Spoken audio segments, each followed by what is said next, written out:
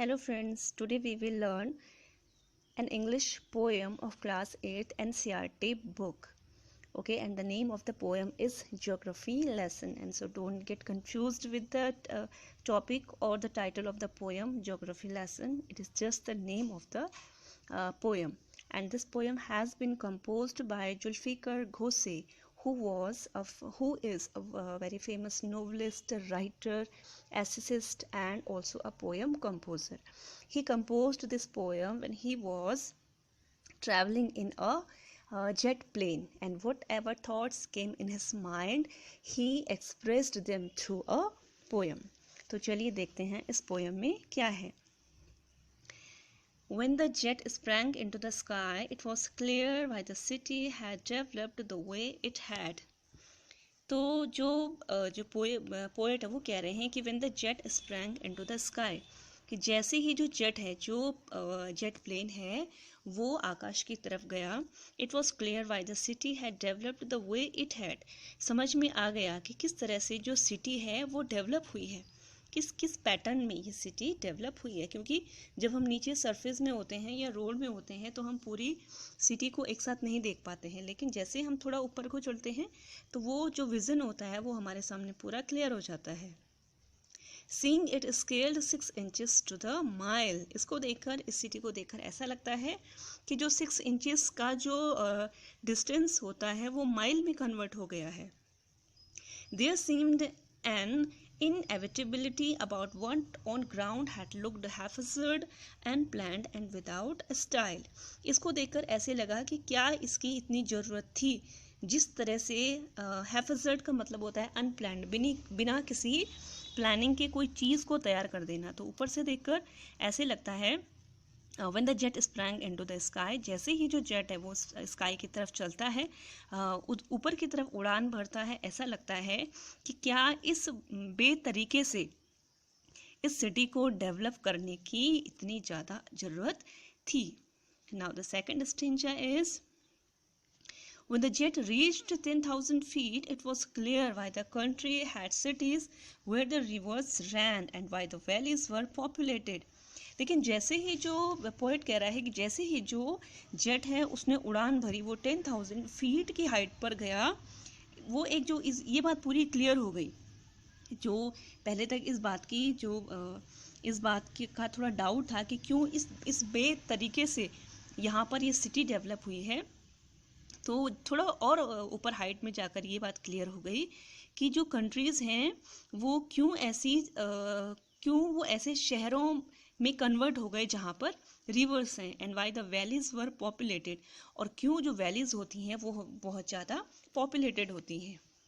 The logic of geography that land and water attract man was clearly delineated when the jet reached 10,000 feet.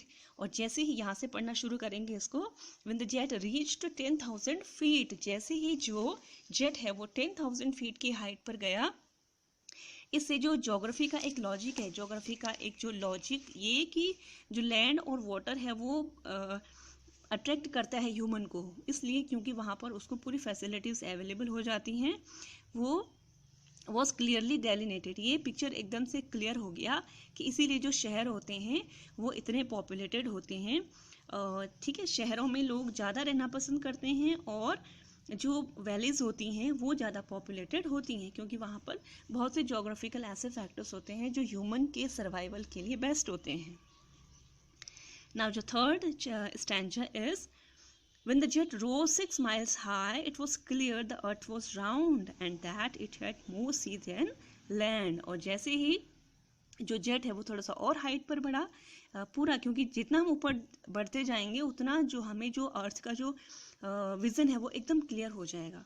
तो जैसे ही जो jet है वो 6 miles और ऊपर गया, पूरा जो अर्थ है वो एक ऐसा क्लियर हो गया कि जो अर्थ है वो राउंड है.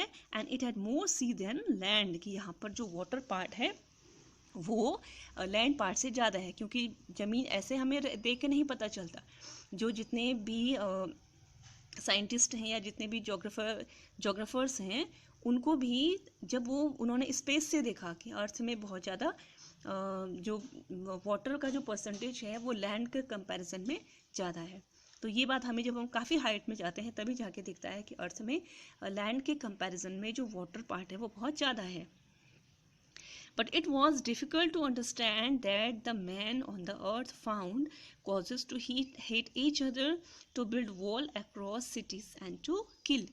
तो यहाँ पे जो पोएट हैं जुल्फिकर घोसे हैं वो कह रहे हैं कि सारी बातें तो समझ में आ गई हाइट में जाने पर कि क्यों जो ह्यूमन है वो इतना बड़ा शहर बनाता है, क्यों वो वैलीज़ में रहना पसंद करता है, बहुत से जो लॉजिक्स हैं वो क्लियर हो गए. लेकिन जो पोएट वो कह रहा है कि एक बात मेरी समझ में नहीं आई, मुझे अभी ये तक समझ में नहीं आ रहा है कि that the man on the earth found causes to hate each other, to build wall across cities and to kill. कि ऐसा क्यों होता है कि जो ह्यूमन है वो एक दूसरे से नफरत करता है, क्यों वो हमेशा एक दूसरे के प्रति उसके मन में हमेशा ईर्ष्या का भाव होता है. दूसरा, उसने जो शहर हैं, जो कंट्रीज़ हैं, उनमें उसने बाउंड्रीज क्यों क्रिएट करी हैं और क्यों वो एक दूसरे को मारता है. From that height it was not clear why.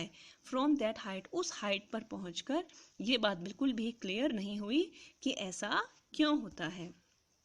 So friends, that's all. This was a kind of summary of the poem. So, and if you like this video, please share and subscribe my channel and also hit the like button. Thank you and take care.